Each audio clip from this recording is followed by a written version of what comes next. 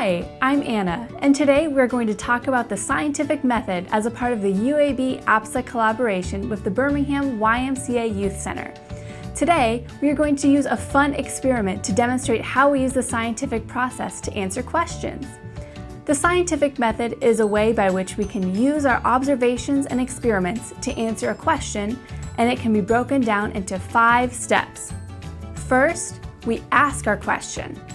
Next, we need to do some background research.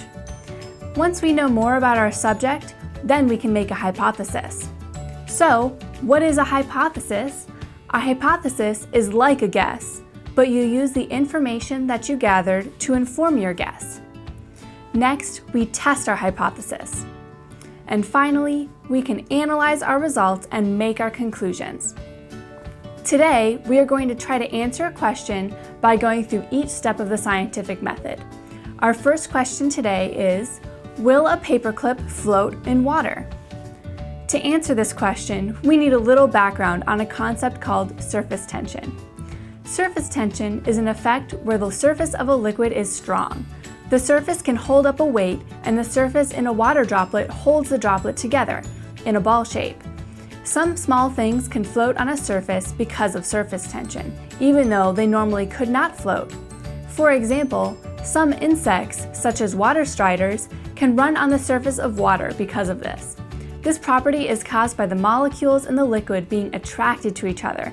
This is called cohesion, and it's responsible for many of the behaviors of liquids. Now we need to make our hypothesis. Remember, a hypothesis is like a guess. Based off our background information about surface tension, what do you think will happen when we put a paperclip in water? I think a paperclip is pretty light, with a large surface area. So my hypothesis is that the paperclip will float due to surface tension. So to answer our question, we need to do an experiment. This experiment requires a bowl of water, a paperclip, and a piece of toilet paper. So what we're going to do is we're going to put this paperclip on the sheet of toilet paper and gently place it onto the surface of the water. And what's going to happen is that the toilet paper absorbs water and then gently sinks to the bottom.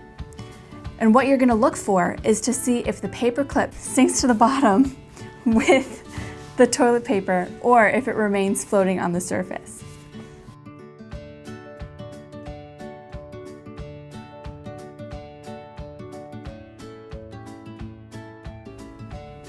Oh look, it floats! Now we need to analyze our results. We can see that a paperclip does float. Did your hypothesis agree with the results? A lot of times our hypothesis is wrong, and that's okay. So what if the results of your experiment leave you with even more questions? A new question that I have is what will happen to the paperclip if we change the surface tension of the water? We can alter the surface tension using something as simple as soap. Soap will decrease the surface tension of the water. So I'm going to dip this bar of soap into the water and we will watch to see if the paperclip remains floating or sinks to the bottom. What do you hypothesize will happen to the paperclip now?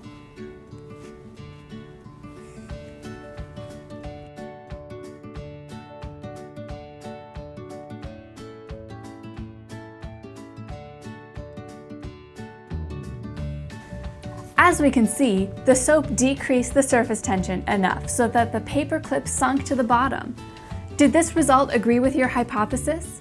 If your hypothesis was wrong, that is totally okay.